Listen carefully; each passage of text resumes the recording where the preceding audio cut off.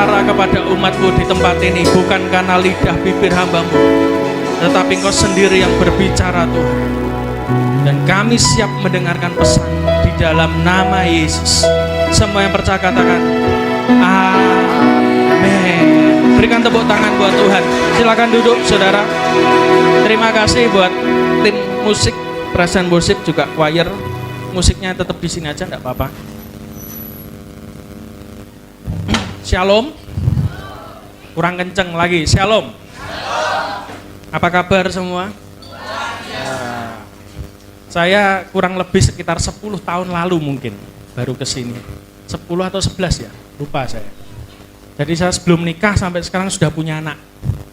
Jadi saya dulu pernah pelayanan di Kota Pontianak sama Pak Gersom, diajak keliling ke desa-desa pedalaman ya. Baru pertama kali saya mandi di sungai ya. Waktu itu.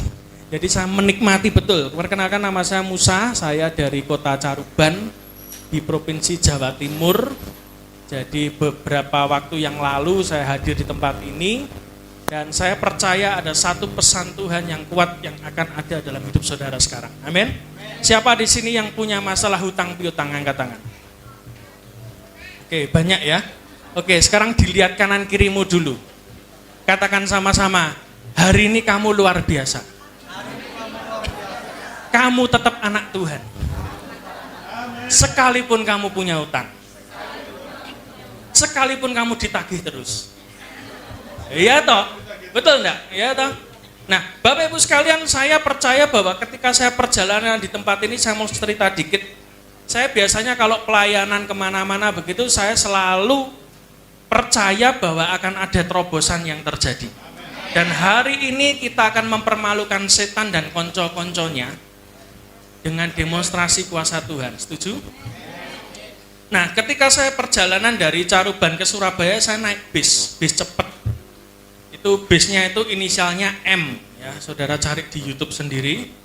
Nah, ketika saya naik bis M itu tadi, saya ini berdoa, ini betul enggak bisnya ini? Nah, saya harus pastikan dulu, ya toh. Kita itu kalau kerja buat Tuhan, dipastikan bahwa bisnya itu bisnya yang milih Tuhan. Oke, berangkat. Saya langsung naik begitu. Perjalanan itu tiba-tiba dalam hati saya gini, ada spirit kecelakaan. Saya bilang, wah kurang ajar ini, mosok bis saya bilang gitu. Tapi saya doa terus, saya bilang enggak mungkin gitu. Tapi roh intimidasi itu terus.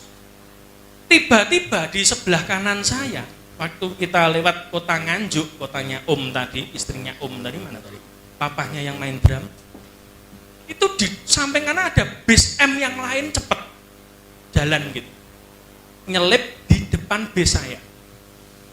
Saya pikir, wah ini rasanya ada yang enggak beres, roh maut ini, saya bilang. Dan saudara tahu, betul, di depan ada rame-rame, tiba-tiba bis saya itu agak pelan. Saudara ngerti enggak? Bis M ini nabrak ibu-ibu. Oh, kelihatannya mati, Pak Gerson. Karena apa? Itu sudah heboh orang-orang di jalan itu, sampai saya lihat itu orang-orang itu membawa sandalnya ibu-ibu itu tadi. Wah, mati ini pasti. Dan tiba-tiba bis yang M di depan saya itu dipinggirkan oleh orang-orang, tapi bis saya tiba-tiba jalan lagi. Saya pikir, wah bener ini. Saya berarti kalau ada kayak begitu, berarti pasti ada sesuatu ini. Kenapa kok saya dibuat kayak begitu, betul enggak? Jadi kalau saudara lakukan pekerjaan Tuhan, tidak ada gangguan, jangan-jangan saudara salah ngerjakan pekerjaan Tuhan. Jadi iblis enggak perlu ganggu. Tapi kalau saudara melayani Tuhan ada gangguan, bersyukur, berarti saudara di tempat yang tepat. Amin. Amin. Jadi kalau saudara ikut Tuhan kok kelihatannya banyak masalah terus, Pak. Nah itu yang betul. Karena setan itu selalu tidak ingin Anda melakukan kehendak Tuhan dengan benar. Makanya diganggu terus. Pada waktu saya di bandara juga begitu. Ketika saya sudah check in begitu, saya dapat boarding pass-nya. Saya baca sekilas itu, saya lihatnya itu gate 13 sampai 15.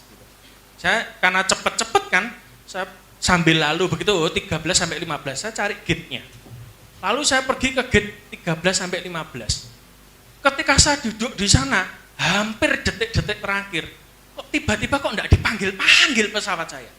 Saya periksa dari gate 13, 14, 15. Ini pesawat saya kok enggak muncul di layarnya semua. Saya bilang, waduh, kok apa ya terlambat? Biasanya pesawat yang saya naik ini enggak pernah terlambat, yang ini. Lalu saya duduk gitu, tapi hati saya tuh kayak gelisah gitu. Terus tiba-tiba sederhana Tuhan cuman ngomong dalam bahasa Jawa ya, deloken kitirmu gitu. Lihatan itu kertasnya. Saya lihat, itu saya masih ingat tadi, jam pesawat saya berangkatnya harusnya jam 15.05. Dan itu saya lihat jam 14.50. Berarti kurang sekitar 15 menit. Saya lihat, iseng-iseng. Saya lihat, tak perhatikan gate-nya itu betul, tapi tak lihat lagi. Loh, ternyata tulisannya bukan 13 sampai 15. 3 sampai 5. Waduh, saya langsung ngambil tas, saya lari langsung. Wah, ini ketinggalan wah, buyar ini, saya beli tiket lagi nih saya pikir. Wah, saya lari-lari dan tiba-tiba betul. Ketika saya nyampe ke gate 3, itu sudah antri semua. Sudah antri semua. Dan saya kan nomor seatnya kan 15. Itu kan orang-orang sudah ngantri semua. Saya tiba-tiba datang, langsung disuruh masuk. Waduh, saya enggak terlambat. Amin. Tapi dari situ saya pikir, lah ini kenapa kok ada kayak begini? Dan ketika naik pesawat tadi juga begitu, ada awan yang begitu gelap, itu pesawat goncang. Saya mikir, waduh ini tambahan lagi nih, bonus lagi nih. Saya doa gitu. Saya pikir Tuhan, katanya kalau engkau berkuasa, ini awannya pasti minggir. Karena awannya gelap, kelihatannya ya ternyata hujan ya. Kalau di Jawa belum hujan sampai sekarang. Ketika di atasnya Kalimantan tadi awannya gelap banget, saya pikir, wah ini ganggu apa lagi nih, saya bilang. Terus saya doa, awannya harus buka.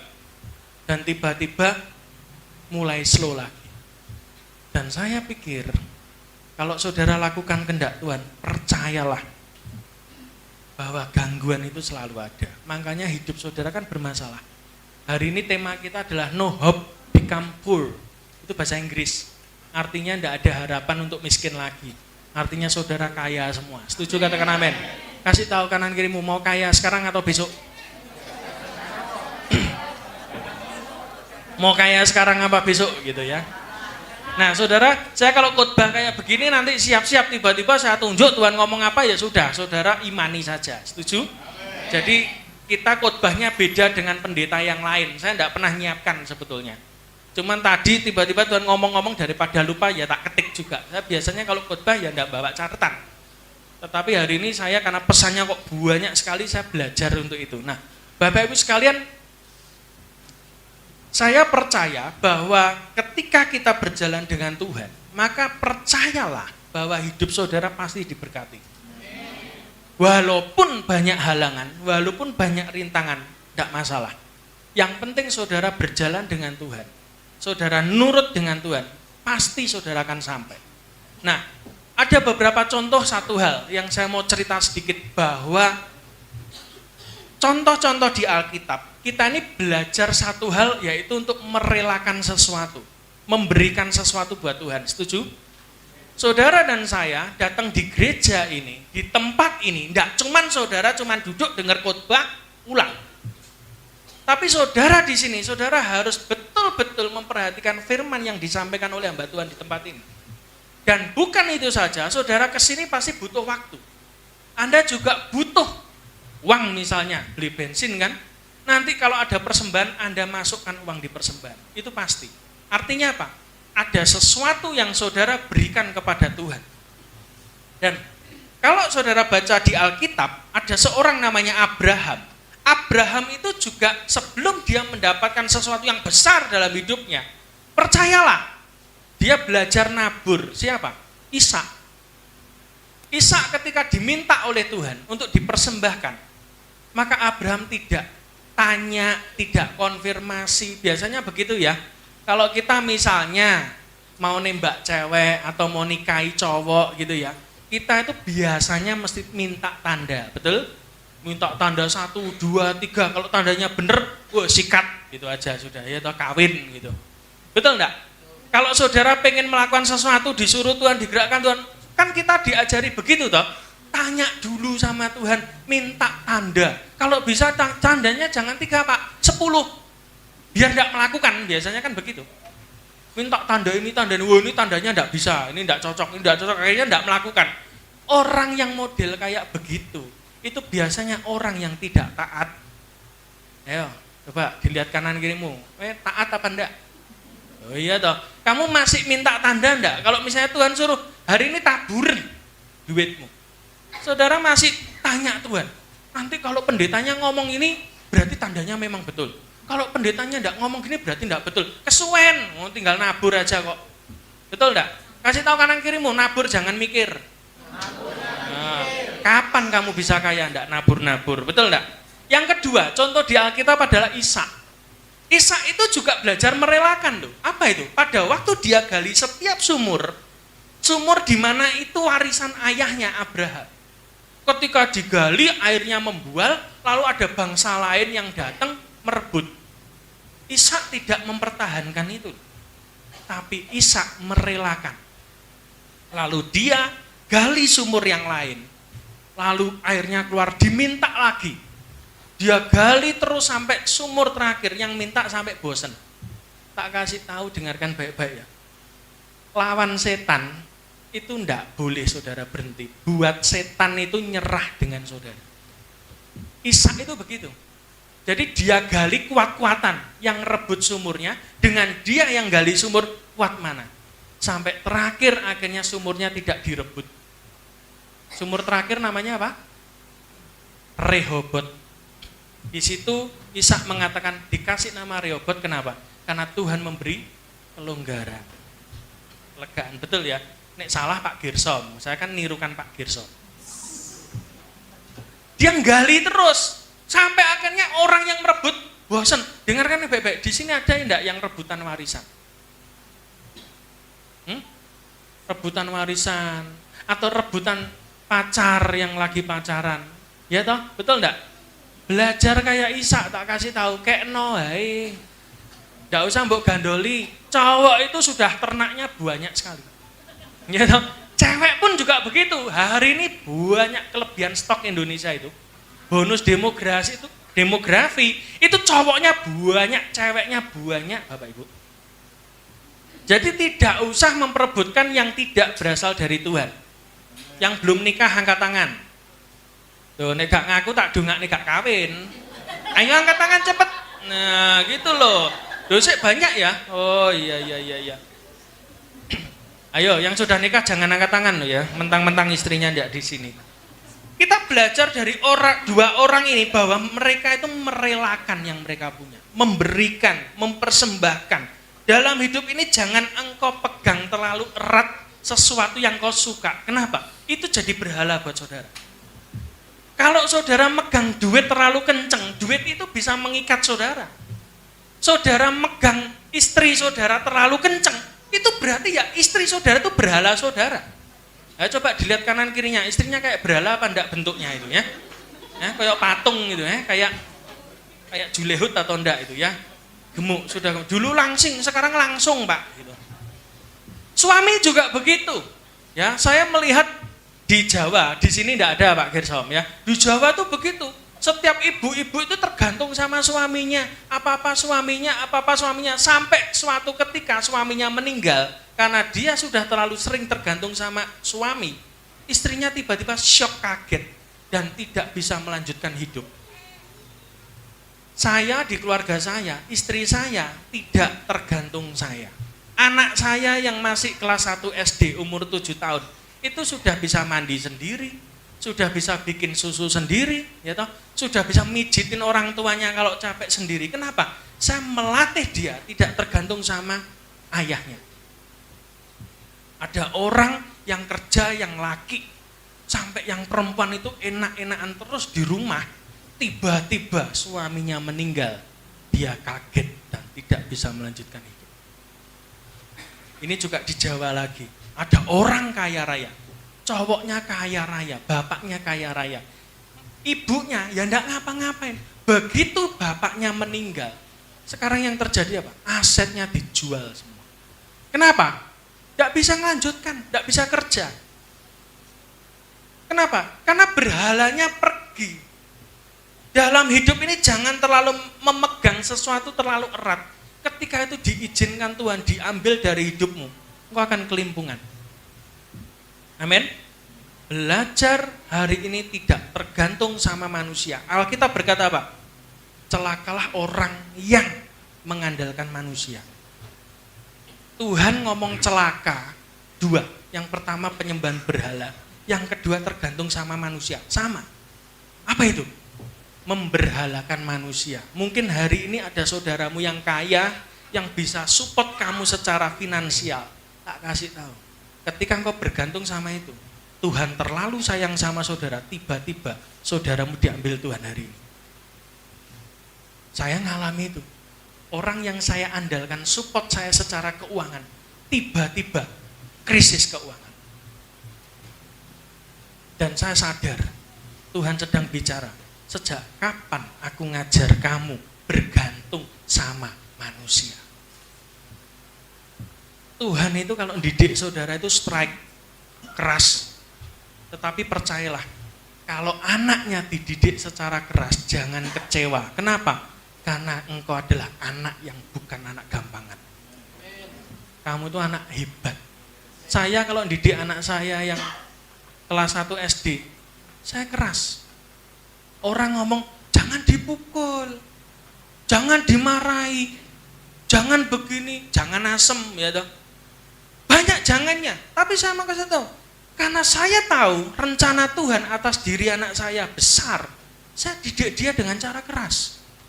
Kalau misalnya saya biarkan anak saya keleleran, ndak karu-karuan, ya toh, sak karepe dhewe, semaunya sendiri, mau jadi apa dia? Pasti dia ndak naik kelas. Tapi karena saya terlalu sayang sama dia dan saya tahu rencana Tuhan besar dalam hidupnya, saya didik dia secara keras. Lebih dari teman-temannya yang lain. Temannya yang lain mungkin minta apa sama orang tuanya dikasih. Saya enggak mau. Karena saya tahu anak ini jadi besar. Ini anak ini dinubuatkan banyak sekali hamba Tuhan masalahnya. Kalau saya tidak didik secara keras dalam hidupnya, dia jadi gampangan. Jadi hari ini dengarkan baik-baik yang bawa anak ini kelihatannya kok dulu 10 tahun lalu enggak ada anak kecil ya Pak Gersom ya, sedikit ya. Sekarang sudah banyak ini ternak ini. Betul ya? Kayak pitik, ya, kayak ayam semua nih. Ini tak lihat anak kecil semua. Coba anaknya dilus-lus. Sejak hari ini tak didik rodok keras gitu. Ayo dipegang anaknya. Sejak hari ini kamu harus bisa bikin susu sendiri. Umur 5 tahun anak saya itu sudah makan sambal. Iya betul. Makanya dia sekarang mau makan apa aja bisa. Tidak seperti anak yang lain kena sambal dikit mencret. Ya itu anak gampangan. Anak saya enggak. Umur 4 tahun, 3 tahun itu sudah dikasih paprika. Bahkan pada waktu dia ke Korea umur 4 tahun, itu orang Korea heran karena dia cuma makan nasi sama kimchi yang pedes. Loh, ini anakmu kamu kasih makan kimchi? Hah? He like it? Dia suka kok. Itu sampai emak-emak Korea yang punya kedai itu bingung. Loh kamu, where do you come from? I'm from Indonesia. Hah? Indonesia? Anaknya Indonesia hebat-hebat. Saya bilang, enggak anakku tok, liane enggak hebat. Dia pikir anak Indonesia itu doyan pedas. Enggak, ya anakku tok umur 4 tahun. Pada waktu cuaca salju, anak saya itu dibandingkan anak Korea yang lain kan pakai itu toh, pakai sapu tangan, ya toh, pakai sarung tangan, pakai jaket tebel, pakai kaos kaki. Anak saya ketika pakai stroller itu, sudah ngerti? Kaos kakinya dicopot sendiri. Jaketnya dilepas. Orang-orang Korea bingung. Ini orang dari kutub utara atau kutub selatan? Nah yang lain anak-anak, baby-baby yang lain itu mereka kademen, kedinginan. Tapi khusus Ebisak ini, kenapa dia dicopot kayak begitu? Saya kasih sepatu lagi, dilepas lagi, dia enggak mau. Karena dia suka dingin. Tak kasih tahu, karena anak saya didesain bukan masuk neraka, setuju? Ya neraka kan panas, sumuk kan? Dia menikmati. Jadi hari ini kalau saudara suka panas, jangan-jangan. Anda didesain. Dulu kan ada toh, kalau saudara lihat di YouTube itu orang-orang yang di training kekebalan, ya toh motivasi, ayo berjalan di atas beling. Beling tahu ya? Beling itu apa sih Pak? Pecahan kaca. Atau berjalan di atas api. Tak kasih tahu jangan ikut.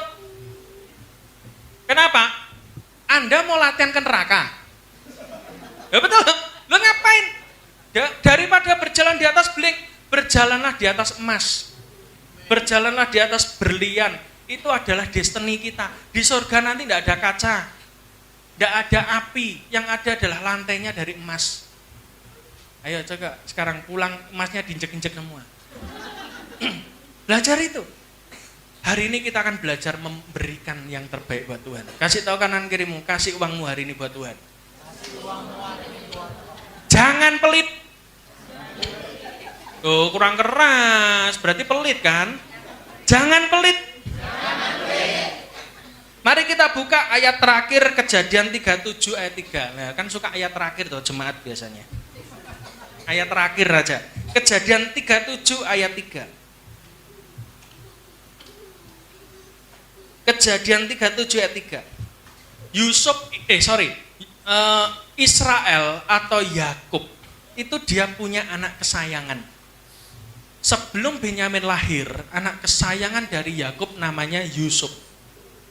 Yusuf ini diistimewakan, bukan anak tunggal, tetapi dia adalah anak yang lahir di masa tuanya. Dia sangat sayang dengan Yusuf, sampai jubahnya beda dengan kakak-kakaknya. Dibedakan, anak emas, tidak boleh diapa-apain. Pokoknya Yusuf itu yang terbaik. Coba baca Kejadian 37 ayat 3. Alkitab berkata Israel lebih mengasihi Yusuf dari semua anak-anaknya yang lain. Sebab Yusuf itulah anak yang lahir pada masa tuanya dan ia menyuruh membuatkan jubah yang maha indah bagi dia. Katakan jubah maha indah. Dalam hidup ini kita ini akan dipakaikan Tuhan jubah yang maha indah. Suatu hari saya diberitahu oleh seorang yang punya roh kenabian, dia berkata, kamu tuh kok pakai jubahnya Yusuf? Saya kaget. Jubah Yusuf yang mana? Yang pada waktu kecil atau waktu gede? Ya kan beda. Kalau waktu kecil, waduh, cilaka saya. Habis ini pasti masuk sumur ini kalau nubuatannya begitu. Untungnya dia bilang enggak, jubah waktu dia di Mesir. Artinya apa? Engkau bisa masuk ke semua golongan dengan bebas dan diterima. Yusuf itu orang Israel, tapi dia jadi orang nomor 2 di Mesir. Dan pada waktu Yakub atau Israel itu melihat Yusuf, dia melihat apa? Beda. Anak ini beda, disayang. Oke? Dan anak kedua adalah Benyamin. Singkat cerita, ketika saudara baca di Alkitab, Yusuf itu adalah anak kesayangan yang kemudian pada waktu itu dia hampir mau dicelakai oleh saudaranya sendiri karena iri. Tak beritahu ya, orang pertama yang akan membenci kita ketika engkau punya visi Tuhan adalah saudaramu. Orang bisa lihat saudara susah, dia ikut susah, berempati. Betul enggak? Misalnya saudara ada yang meninggal, lalu ada teman saudara datang, oh kasihan ya, aku turut berduka cita. Bisa. Sekarang dibalik, misalnya Anda diberkati Tuhan dapat mobil baru, apakah ada teman saudara datang dan berkata, wah kamu puji Tuhan ya diberkati mobil ya? Tidak ada. Percayalah, hidup itu keras bro. Nah, kasih tahu kanan kirimu, hidup itu keras. Orang itu bisa nangis bareng kamu waktu kamu nangis, tapi belum tentu waktu kamu senang dia ikut bersuka cita karena kamu senang. Yang ada apa? Iri.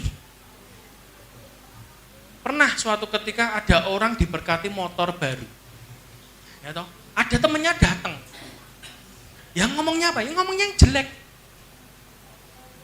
Kenapa teh kok bengkong? Ya gitu. Oh, selalu jelek. Spionnya kok terlalu kecil. Ini sepeda motor warnanya terlalu jelek. Oh, apa diomong jelek? Kenapa? Karena iri, temennya diberkati. Harusnya dia berkata apa? Kamu diberkati Tuhan, habis ini aku. Lah gitu kan? Betul enggak? Enggak boleh saudara iri. Kalau ada saudara seiman diberkati, tiba-tiba hari Minggu ibadah, ada mobil baru. Ya jangan diomong macam-macam. Mobil paling nutang gitu. Ya dong, yang selalu begitu kan, ngomongnya yang jelek-jelek enggak boleh. Saudara harus belajar bersukacita. Katakan bersukacita. Ketika saudara bersukacita dengan orang yang bersukacita, engkau dapat upahnya orang yang bersukacita. Saya selalu belajar untuk tidak iri dengan yang lain. Saya belajar, oh dia kok diberkati rumah ya, habis ini aku. Gitu. Sudah, stop sampai di situ. Nggak usah ngomong yang jelek tentang orang lain. Nggak ada faedahnya. Tuhan tidak bisa memberkati saudara kalau hatimu busuk. Katakan, hatimu jangan busuk. Oh, jangan lihat saya, lihat kanan kirimu. Yang kedua, Benyamin, Kejadian 42 ayat 36, ayat yang rodok terakhir ya. Kejadian pasal 42 ayat 36. Dan Yakub, ayah mereka, berkata kepadanya, kamu membuat aku kehilangan anak-anakku. Yusuf tidak ada lagi dan Simeon tidak ada lagi. Sekarang Benyamin pun hendak kamu bawa juga. Aku inilah yang menanggung segala-galanya. Yakub itu marah.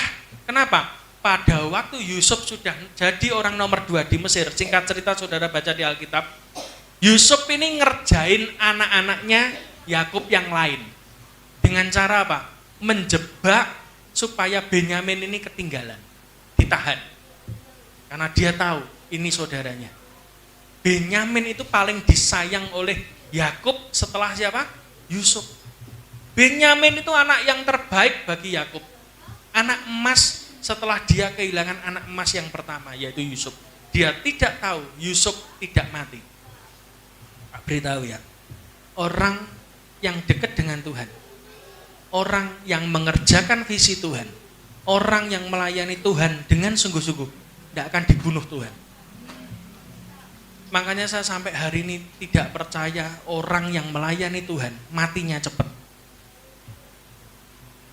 Pernah dengar enggak? Orang baik kok matinya cepat, betul enggak? Ya baik tapi tidak melakukan kehendak Tuhan, makanya matinya cepat daripada berbuat dosa. Tapi orang yang mengerjakan pekerjaan Tuhan tidak bisa mati sebelum waktunya mati. Yakub berpikir Yusuf mati, padahal Yusuf sedang mengerjakan pekerjaan Tuhan. Visi Tuhan sedang digenapi dalam hidup Yusuf. Tetapi Yakub tidak tahu. Tak kasih tahu ya, kadang dalam hidup ini, saudara yang melayani Tuhan, orang-orang itu tidak ngerti kesulitan yang saudara hadapi ketika engkau melayani Tuhan. Setuju tidak? Orang itu bisanya tuh nyacat, ngomong jelek, terus ngomong yang tidak benar. Tidak ngerti dia bagaimana kita bayar harga di hadapan Tuhan, setuju enggak? Tapi tak beritahu, tidak perlu pengakuan manusia, amin? Tidak perlu meminta pengakuan manusia. Engkau sudah beri yang terbaik, sekalipun ada kesalahan pun, percayalah engkau tidak perlu hiraukan omongan orang. Yusuf pun dia bekerja dalam sunyi, dia bekerja dalam diam. Yusuf bekerja tanpa dilihat orang, tiba-tiba jadi orang nomor 2 di Mesir. Saudara-saudaranya termasuk ayahnya tidak ngerti bagaimana proses Yusuf masuk penjara, masuk sumur, jadi budak, dijebak nyonya Potifar, ya toh? Dia tidak ngerti bagaimana Yusuf dikecewakan selama hidupnya. Kadang ada hari ini kalau engkau merasa orang tuamu, engkau kepahitan dengan orang tuamu hari ini, bereskan hari ini. Mungkin engkau merasa dibedakan. Kesulitan hidupmu orang tuamu tidak tahu. Tapi orang tuamu selalu nyacat terus. Kamu tuh goblok. Kamu tuh tidak bisa. Gitu aja susah. Belajar aja tidak bisa. Mungkin orang tuamu tidak ngerti betapa struggle-nya hidup saudara. Tapi hari ini tak kasih tahu. Kalau engkau ingin dibebaskan, belajar ngampuni orang tuamu. Sama seperti Yusuf. Orang tidak lihat saudara. Tapi Tuhan selalu melihat hidup kita. Dan ketika Benyamin ini dibawa di Mesir, ditahan oleh Yusuf yang saudaranya sendiri, Yakub merasa hilang lagi. Pernah enggak dalam hidup saudara-saudara mengalami kehilangan orang yang Anda kasih? Saudara kehilangan kekayaan saudara karena direbut oleh saudaramu. Konflik dengan saudaramu, dengan tetanggamu, dengan lawan bisnismu, tiba-tiba profit yang harusnya di depan mata direbut orang lain. Duit yang sudah engkau kumpulkan tiba-tiba ditipu dan sampai saudara tidak bisa bangkit lagi. Dan hari ini kau mungkin terikat utang. Belajar melepaskan. Belajar ngampuni. Belajar untuk berserah kepada Tuhan. Sebelum saudara ngalami, percayalah, tahun ini pun saya ditipu orang 1 miliar lebih. Itu bukan duit yang sedikit buat saya, tapi saya belajar dan istri saya, ini proses Tuhan. Kalau dulu kita ikut Tuhan mungkin masih SMA, sekarang saatnya kita naik kelas jadi S1. Setiap ujian yang kalian hadapi hari ini, percayalah, itu tidak akan mematikan saudara, itu tidak akan menghentikan karir saudara, tapi itu akan membawa saudara naik lebih lagi. Katakan naik lebih lagi. Hari ini aku naik lebih lagi.